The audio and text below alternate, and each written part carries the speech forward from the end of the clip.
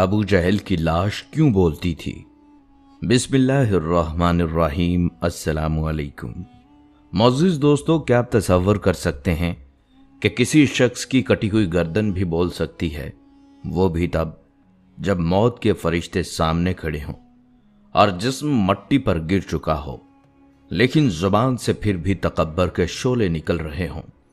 ये कोई आम इंसान नहीं था, ये मक्का का वो सबसे बड़ा सरदार था जो खुद को नाकाबिले शिकस्त समझता था, जिसका असल नाम तो अमर बिन हशाम था, लेकिन तारीख ने इसे इसके करतूतों की वजह से अबू जहल यानी जहालत का बाप बना दिया। ये वो बदबख्त शख्स था जिसके दिल में रहम नाम की कोई जगह न थी। ये अपने दौर का वो फिरौन था जिसकी आंखों पर अना और गुरूर का ऐसा पर्दा पड़ चुका था कि वो हक की रोशनी को देख ही न सका। ये वो बदबख्त था जिसने इस्लाम की पहली शहीद खातून हजरत समिया रजी अल्लाह तआला अन्हा को तड़पा तड़पा कर शहीद किया। ये वही था जिसने खाना काबा में सजदा रेज नबी सल्लल्लाहु अलैहि वसल्लम की पुश्ते मुबारक पर ऊंट की ओझड़ी रखवाई। जुल्म की कोई ऐसी हद न थी जो इसने पार ना की हो। लेकिन क्या आप जानते हैं कि मक्का का ये ताकतवर तरीन, जाबिर और हमेशा लोहे के लिबास में छुपा रहने वाला शख्स, इसका अंजाम क्या हुआ? आज की इस वीडियो में हम अबू जहल के इबरतनाक अंजाम की पर्दा कुशाई करेंगे, जिसे सुनकर रूह भी कांप उठती है। इस वीडियो में आप वो मनाजर भी देखेंगे जिस पर अक्ल हैरान रह जाती है कि आखिर वो कौन से दो नन्हे शाहीन थे जिन्होंने मक्का के इस सबसे बड़े जंगजू को, जो सर से पांव तक लोहे में डूबा हुआ था, गाजर मूली की तरह काट कर रख दिया। और कैसे दो छोटे बच्चों ने वक्त के इस फिरौन को मट्टी चाटने पर मजबूर किया, और मौत के फरिश्ते को सामने देखकर भी इसकी कटी हुई गर्दन से तकब्बुर के वो कौन से अल्फाज निकले जिन्हें सुनकर सहाबाए कराम भी दंग रह गए। और वो कटी हुई गर्दन क्या बोल रही थी। और हाँ, इसी वीडियो में सबसे बड़ा इंकशाफ भी आप जानेंगे कि क्या वाकई अबू जहल नबी करीम सल्लल्लाहु अलैहि वसल्लम का करीबी रिश्तेदार था। क्या इसकी रगों में भी वही खून था, या ये महज एक गलत फहमी है जो बरसों से चली आ रही है। यकीन जानिए, ये सब हकायक आपके रोंगटे खड़े कर देंगे। तो आइए चलते हैं बदर के उस तपते हुए रेगिस्तान में। 17 रमजानुल मुबारक सन 2 हिजरी का वो दिन था जब तारीख एक नया मोड़ लेने वाली थी। बदर का मैदान दहक रहा था, लेकिन ये तपश सिर्फ सूरज की नहीं थी, बल्कि हक और बातिल के उस टकराव की थी जिसने जमीन व आसमान को हिला कर रख देना था। जरा मंजर का तसव्वुर कीजिए। एक तरफ 1000 का लश्कर जर्रार जो जदीद तरीन हथियारों, ढालों और तेज रफ्तार घोड़ों से लेस था। उसके पास 100 घोड़े, 700 ऊंट और मक्का के वो नामवर जंगजू थे जो खून बहाने के माहिर थे। इस गरूर भरे लश्कर की कमान कोई और नहीं बल्कि वही अमर बिन हशाम यानी अबू जहल कर रहा था, जो लोहे के लिबास में मलबूस अपनी ताकत के नशे में बदमस्त था।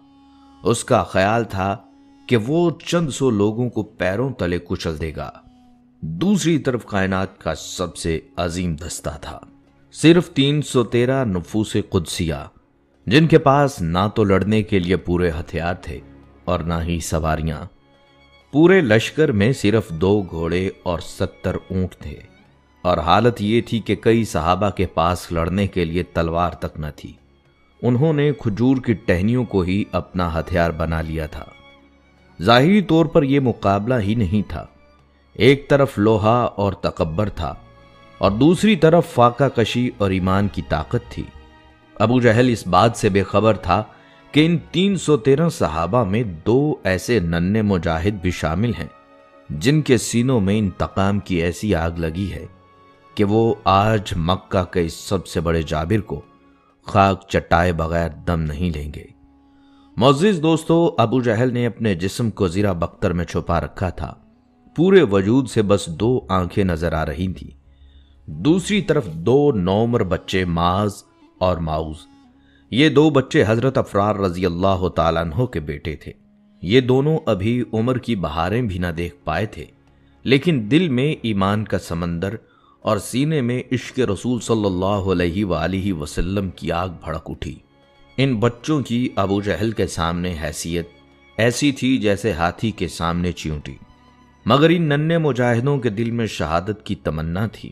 روایات کے مطابق یہ دونوں بھائی حضرت عبد الرحمن بن عوف رضی اللہ تعالیٰ عنہ کے پاس آئے اور آہستہ سے پوچھا، چچا جان، کیا آپ ابو جہل کو پہچانتے ہیں؟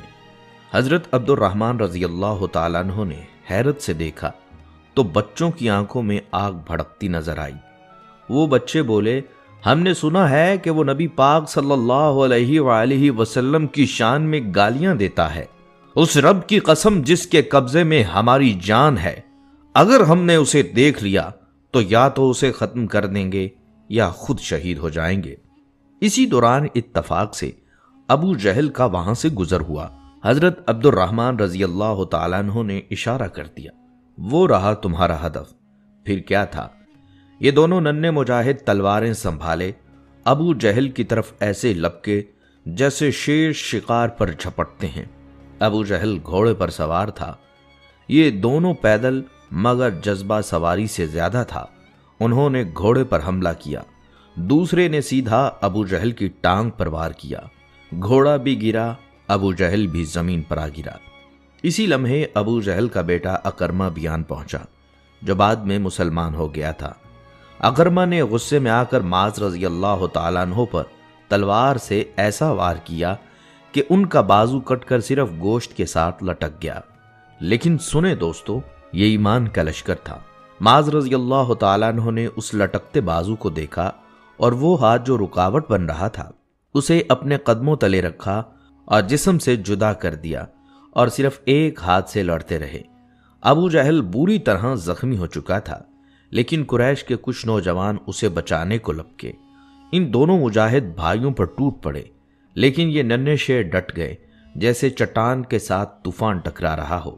معزز دوستو، اس جنگ کے بعد حضرت معاذ رضی اللہ تعالیٰ عنہ کے کٹے ہوئے بازو کو مدینے کے بچے بڑے شوق سے دیکھتے، اور ایک بار فاروق اعظم حضرت عمر بن خطاب رضی اللہ تعالیٰ عنہ نے ان کے اسی بازو کو اٹھا کر چوما بھی تھا۔ بہرحال دوستو، جب بدر کے میدان میں کفار کی صفیں ٹوٹنے لگیں اور ان کے قدم لڑکھڑانے لگے تو وہ سب کچھ پیچھے چھوڑ کر بھاگنے لگے۔ اسی وقت نبی صلی اللہ علیہ وآلہ وسلم نے ایک جملہ فرمایا جو دشمنان اسلام کے خلاف مسلمانوں کی غیرت جگا دیتا ہے۔ آپ صلی اللہ علیہ وآلہ وسلم نے فرمایا، کون ہے جو جا کر دیکھے ابو جہل کا کیا حال ہے؟ نبی کریم صلی اللہ علیہ وآلہ وسلم کی یہ آواز حضرت عبداللہ بن مسعود رضی اللہ تعالیٰ عنہ نے سنی۔ وہ فوراً دوڑتے ہوئے گئے اور لاشوں کے درمیان تلاش شروع کی۔ آخر کار زخمی حالت میں پڑے ایک شخص پر نظر ٹھہری جس کا سارا جسم فولادی زیرہ میں چھپا ہوا تھا، صرف ایک تلوار رانوں پر رکھی ہوئی تھی اور آنکھوں میں غرور باقی تھا۔ یہ ابو جہل تھا، اپنی آخری سانسوں میں بھی تکبر کے نشے میں چور تھا۔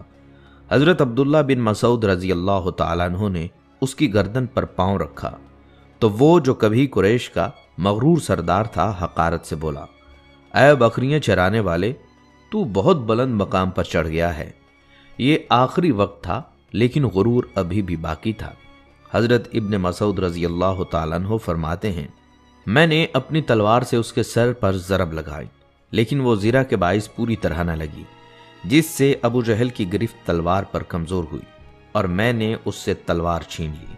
ابو جہل نے آخری بار سر اٹھایا اور غرور سے پوچھا، فتح کس کی ہوئی؟ حضرت ابن مسعود رضی اللہ تعالیٰ عنہ نے فرمایا، فتح اللہ اور اس کے رسول صلی اللہ علیہ وآلہ وسلم کے لیے۔ پھر آپ نے اس کی داڑھی کو پکڑ کر جھنجھوڑا اور فرمایا، شکر ہے اس رب کا جس نے تجھے اے دشمن خدا ذلیل کر دیا۔ پھر آپ نے اس کی زرہ کو اس کی گدی سے ہٹایا اور اسی کی تلوار سے ایک وار میں ابو جہل کا سر تن سے جدا کر دیا۔ معزز دوستو، ابو جہل کا غرور تب بھی نہ گیا۔ روایت میں آتا ہے کہ جب حضرت ابن مسعود رضی اللہ تعالی عنہ نے اس کی گردن کاٹنے کی تیاری کی تو وہ کہنے لگا، ذرا نیچے سے کاٹنا تاکہ سب کو پتہ چلے کہ یہ کسی سردار کی گردن ہے، اور پھر جان نکلتی حالت میں کہنے لگا، اپنے نبی کو میرا پیغام دینا کہ میں عمر بھر اس کا دشمن تھا اور مرنے کے وقت بھی میرا بغض ویسا ہی شدید ہے۔ حضرت ابن مسعود رضی اللہ تعالیٰ عنہ جب یہ خبر لے کر رسول اللہ صلی اللہ علیہ وسلم کی خدمت میں حاضر ہوئے اور عرض کیا، یا رسول اللہ صلی اللہ علیہ وسلم، یہ دشمن خدا ابو جہل کا سر ہے۔ نبی کریم صلی اللہ علیہ وسلم نے 3 بار فرمایا، اللہ کا شکر ہے، اللہ کا شکر ہے، اللہ کا شکر ہے جس نے اسلام کو عزت دی اور مسلمانوں کو فتح عطا فرمائی۔ پھر آپ صلی اللہ علیہ وآلہ وسلم نے سجدہ شکر ادا فرمایا اور ایک جملہ فرمایا جو قیامت تک کے لیے ابو جہل کے ماتھے پر مہر بن گیا۔ آپ صلی اللہ علیہ وآلہ وسلم نے فرمایا کہ ہر امت کا ایک فرعون ہوتا ہے اور اس امت کا فرعون ابو جہل ہے۔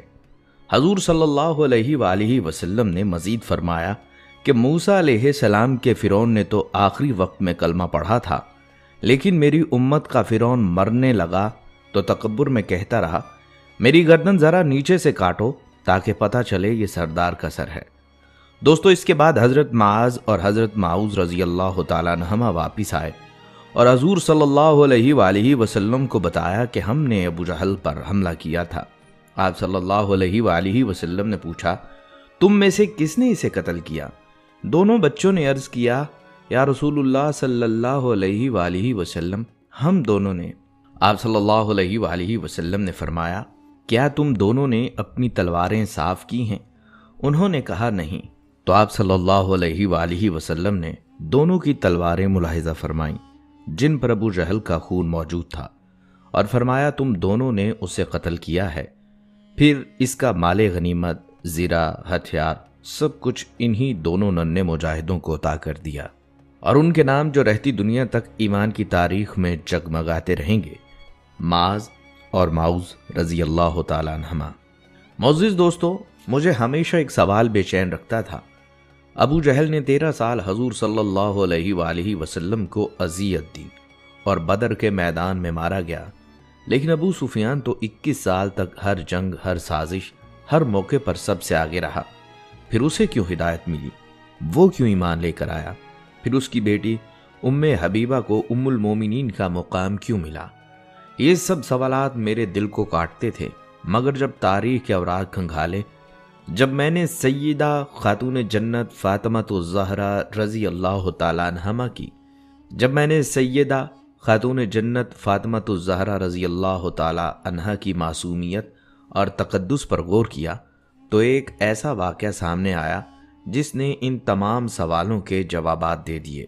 معزز دوستو، بی بی فاطمہ رضی اللہ تعالیٰ عنہا ابھی ننھی سی تھیں، چلنا سیکھا تھا، بولنا ہی شروع کیا تھا۔ ایک دن روتی ہوئی گھر میں داخل ہوئیں۔ آقا کریم صلی اللہ علیہ وآلہ وسلم صحن میں تشریف فرما تھے۔ جیسے ہی ننھی فاطمہ تو زہرا رضی اللہ تعالیٰ عنہ کو روتا دیکھا، دوڑ کر انہیں اٹھا لیا۔ آقا کریم صلی اللہ علیہ وآلہ وسلم نے پوچھا، بیٹی کیا ہوا؟ بی بی فاطمہ رضی اللہ تعالیٰ عنہ نے موٹے موٹے آنسو بہاتے ہوئے کہا، چچا ابو جہل نے مارا ہے۔ آقا کریم صلی اللہ علیہ وآلہ وسلم کی آنکھوں میں آنسو آ گئے، دل پکڑ لیا اور فرمایا، بیٹی ابو سفیان چچا کے پاس جاؤ اور ان کو کہو، انہوں نے اگر کچھ نہ کیا تو مجھے بتانا۔ ننھی فاطمہ معصوم چہرے اور بہتے آنسوؤں کے ساتھ ابو سفیان کے پاس گئیں اور سارا ماجرا سنایا۔ ابو سفیان چونک اٹھے، فوراً فاطمہ رضی اللہ تعالیٰ عنہ کو گود میں اٹھایا اور ابو جہل کے پاس جا پہنچے، اور پھر جو کیا وہ تاریخ میں ہمیشہ کے لیے لکھ دیا گیا۔ ابو سفیان نے فاطمہ رضی اللہ تعالیٰ عنہ کے ننھے ننھے ہاتھ تھامے اور کہا، بیٹی خود مارو اسے۔ پھر ان معصوم ہاتھوں سے ابو جہل کے چہرے پر تماشے پڑنے لگے، بار بار، یہاں تک کہ بی بی فاطمہ رضی اللہ تعالی عنہا ہنسنے لگیں اور خوش ہو کر دوڑتی ہوئی نبی صلی اللہ علیہ وآلہ وسلم کے پاس آئیں۔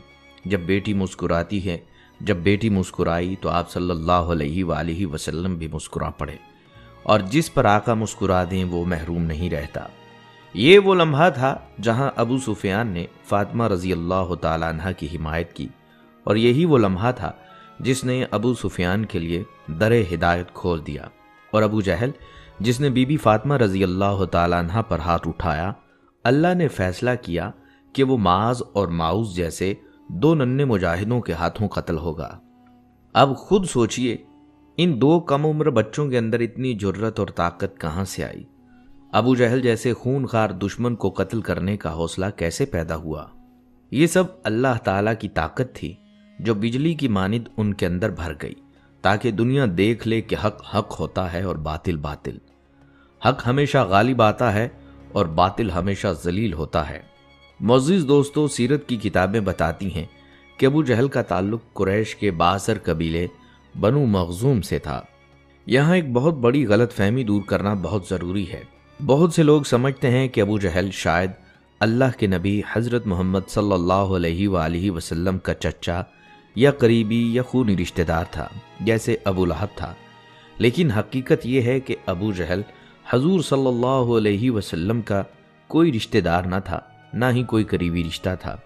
وہ بنو مخزوم سے تھا اور حضور صلی اللہ علیہ وآلہ وسلم بنو ہاشم سے تھے۔ ان کی دشمنی کی سب سے بڑی وجہ قبیلے کا حسد تھا۔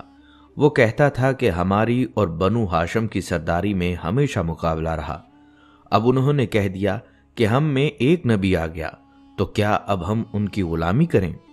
اللہ کی قسم، میں کبھی اس نبی پر ایمان نہیں لاؤں گا۔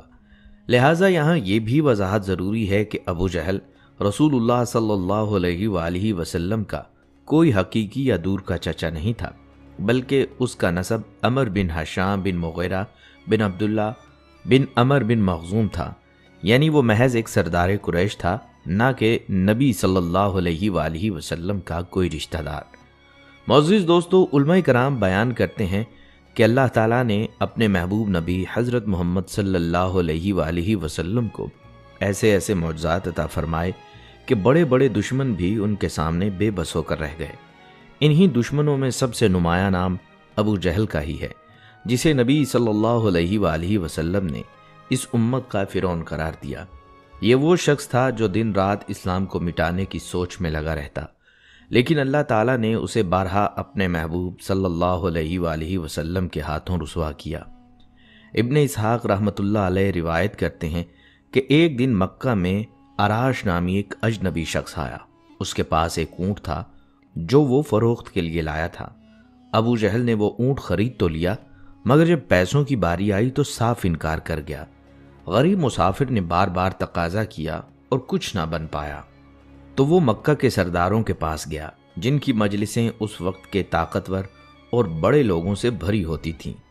اس اجنبی نے وہاں جا کر کہا، اے قریش کے لوگوں، میں ایک پردیسی ہوں اور ابو الحکم بن ہشام یعنی ابو جہل نے میرا حق مار لیا ہے، کیا کوئی ہے جو مجھے انصاف دلا دے؟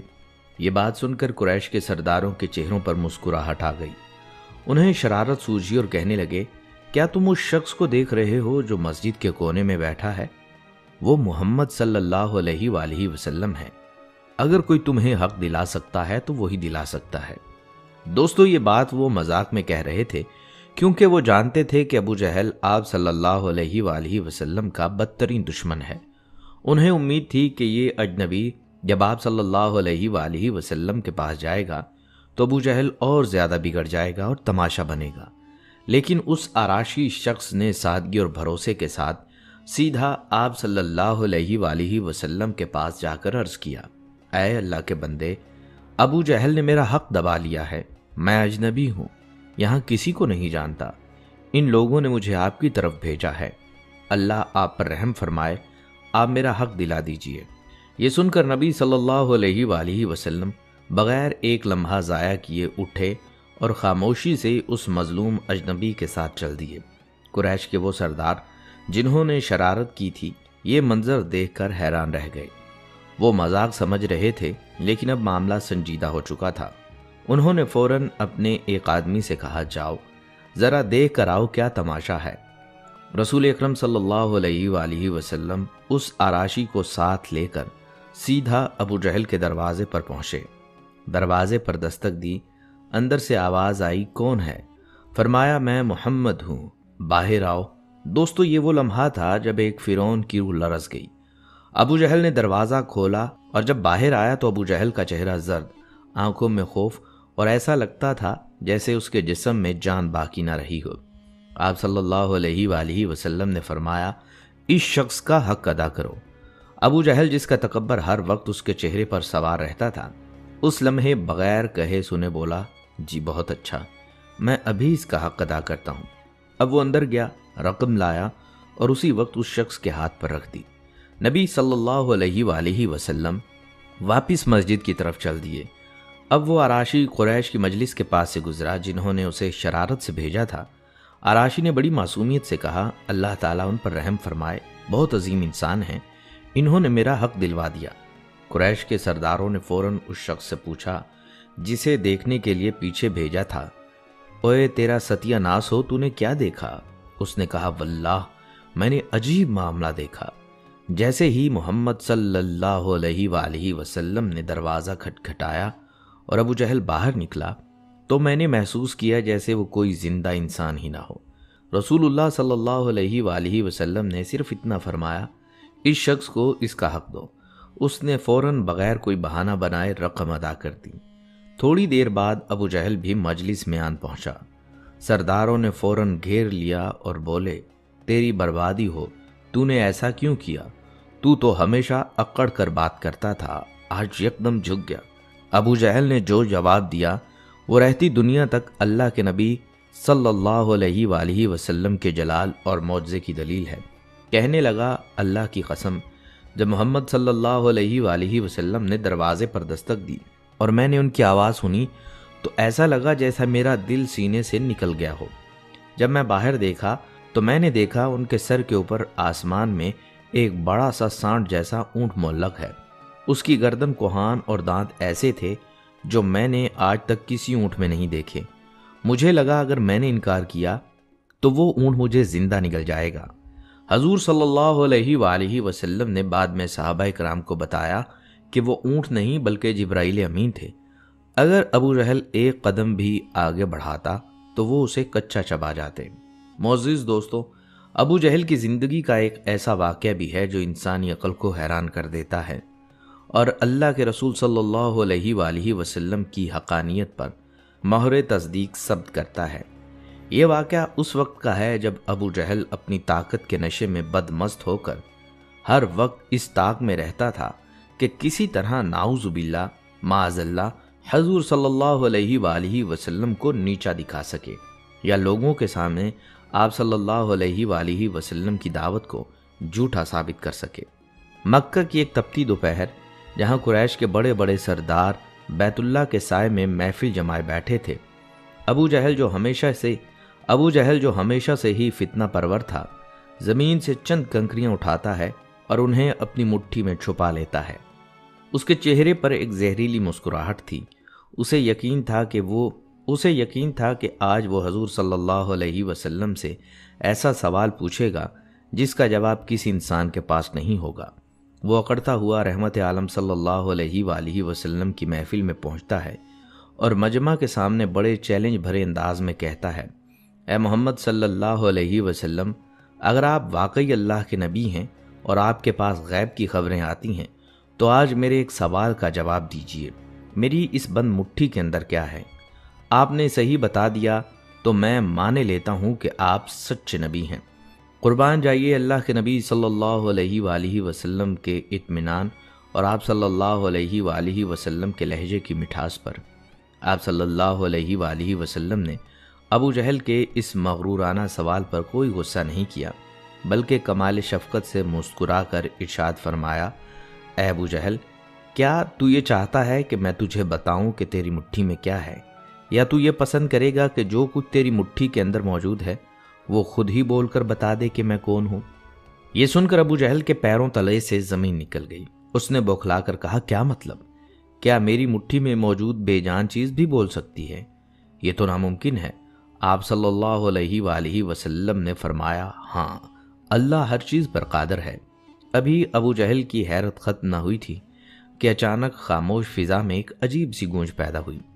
ابو جہل کی بند مٹھی کے اندر سے تسبیح کی آواز آنے لگی۔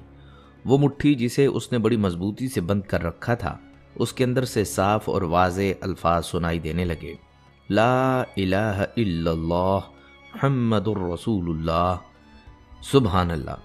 وہ بے جان کنکریاں، وہ پتھر کے ٹکڑے جو ابو جہل نے زمین سے اٹھائے تھے، وہ اس کی مٹھی میں اللہ کی توحید اور حضور صلی اللہ علیہ وآلہ وسلم کی رسالت کی گواہی دے رہے تھے۔ وہاں موجود ہر شخص دنگ رہ گیا۔ لوگوں کی آنکھیں پھٹی کی پھٹی رہ گئیں کہ یہ کیسا معجزہ ہے۔ وہ کنکریاں نہ صرف کلمہ پڑھ رہی تھیں بلکہ درود و سلام کی صدائیں بھی بلند کر رہی تھیں۔ لیکن مکہ کے اس فرعون کی بدبختی تو دیکھیے، حق اتنا واضح ہو جانے کے بعد بھی، معجزہ اپنی آنکھوں سے دیکھنے اور کانوں سے سننے کے بعد بھی اس کے دل کی سیاہی دور نہ ہوئی۔ ابو جہل نے خوف اور غصے کے مارے وہ کنکریاں زمین پر پٹک دیں اور اپنا دامن جھاڑتے ہوئے چیخنے لگا، یہ تو کھلا جادو ہے۔ محمد صلی اللہ علیہ وآلہ وسلم نے تو اب پتھروں پر بھی جادو کرنا شروع کر دیا۔ وہ وہاں سے پیٹ پھیر کر بھاگ کھڑا ہوا۔ لیکن اس دن مکہ کے در و دیوار پکار رہے تھے کہ مٹھی کے بے جان پتھروں نے تو اپنے خالق اور اس کے رسول صلی اللہ علیہ وآلہ وسلم کو پہچان لیا، مگر ابو جہل کا دل ان پتھروں سے بھی زیادہ سخت نکلا اور بنجر نکلا۔ معزز دوستو، یہ واقعہ ہمیں سکھاتا ہے کہ ہدایت صرف اسے ملتی ہے جس کا دل سچائی کے لیے کھلا ہو۔ ابو جہل کے سامنے سچائی اپنی پوری آب و تاب کے ساتھ آئی، مگر اس کی انا اس کے ایمان کے راستے میں دیوار بن گئی، اور یہی وہ ضد تھی جس نے اسے ابو الحکم دانائی کا باب سے ابو جہل جہالت کا باب بنا دیا۔ ابو جہل کا عبرتناک انجام ہمیں بتاتا ہے کہ ظلم جتنا بھی طاقتور کیوں نہ ہو، اللہ کی نصرت کے سامنے اسے مٹی چاٹنی ہی پڑتی ہے۔ تو معزز دوستو، اس ویڈیو کے آخر میں ہماری یہی دعا ہے کہ اے اللہ پاک، ہمیں اپنے حبیب حضرت محمد صلی اللہ علیہ وآلہ وسلم کے نقش قدم پر چلنے کی توفیق عطا فرما، ہمارے دلوں میں سچائی، غیرت ایمانی اور جذبہ جہاد کو زندہ کر دے، اور ہمیں بھی ان بچوں جیسی ہمت اور تڑپ دے جو باطل کے سامنے سب سے بڑے فرعون کو گرا کر واپس اپنے نبی صلی اللہ علیہ وآلہ وسلم کے قدموں میں سرخرو ہو کر کھڑے ہو گئے تھے۔ معزز دوستو، اگر اس واقعے نے آپ کے ایمان کو تازہ کیا ہے تو کمنٹ سیکشن میں آمین لکھ کر اپنی محبت کا اظہار ضرور کریں۔ آپ کا ایک لائک اس پیغام کو یوٹیوب پر ہزاروں مزید لوگوں تک پہنچانے میں مددگار ثابت ہو سکتا ہے۔ اس ایمان افروز واقعے کو اپنے دوستوں اور رشتہ داروں کے ساتھ بھی شیئر کریں تاکہ وہ بھی اسلام کی ننھے شاہینوں کی داستان سے واقف ہو سکیں۔ اگلی ویڈیو تک کے لیے اجازت دیجیے۔ اللہ حافظ۔